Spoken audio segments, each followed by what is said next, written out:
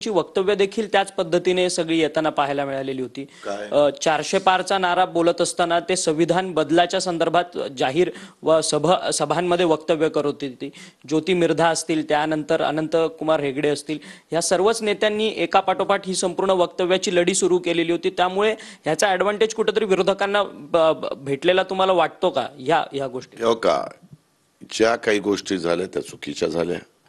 वास्तविक तिसऱ्यांदा शपथ घेतल्यानंतर राष्ट्रपती भवनवर संपूर्ण मंत्रिमंडळाचा शपथविधी होत असताना तिथं संविधान हे किती महत्त्वाचं आहे, संविधानाचा किती आदर सरकार करते हे आपण बघितलं।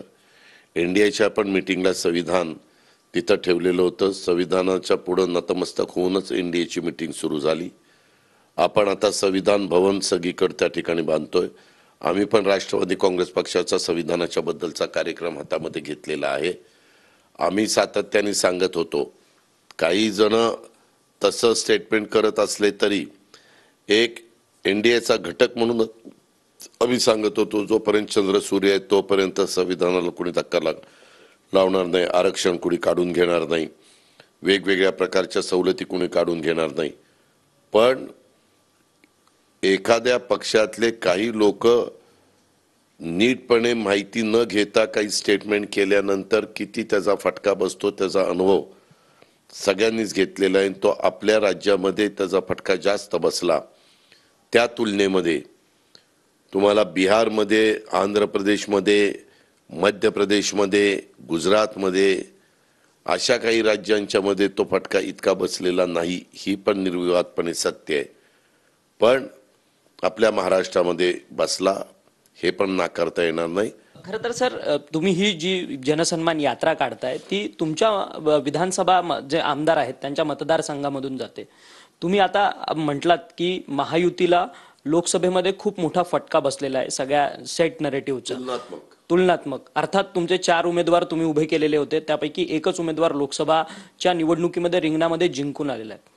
तुमची स्वबळाची जाण्याची काही यापुढे योजना आहे का, ज्या पद्धतीने तुम्ही ही सगळी यात्रा करा?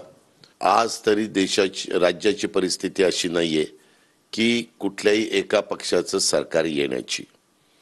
पूर्वी तर आम्ही 2 पक्षाची आघाडी आमची असायची, आम्ही आणि काँग्रेस, आणि समोर भाजप आणि शिवसेना यांची युती असायची।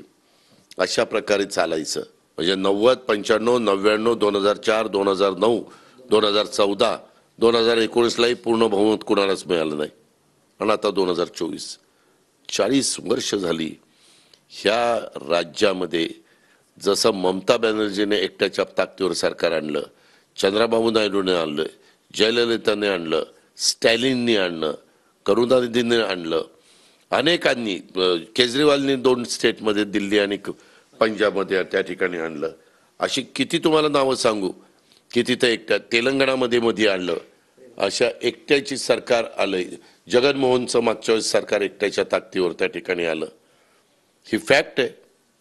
पण आपल्या इथली एकंदरीत परिस्थिती बघता इथं काही एका पक्षाचं सरकार, कुणा एका नेत्याला मानलं आणि हा आमचा मुख्यमंत्री झाला पाहिजे, आम्ही ह्यांच्या पाठीशी सगळे उभे राहणार, असं घडू शकलेलं नाही। त्याच्यामुळे आताच्याही निवडणुकीमध्ये सगळ्यांना 3-3 पक्षांना आणि मित्र पक्षांना एकत्र करून पुढे जावं लागतं, ही महाराष्ट्राची ओळख।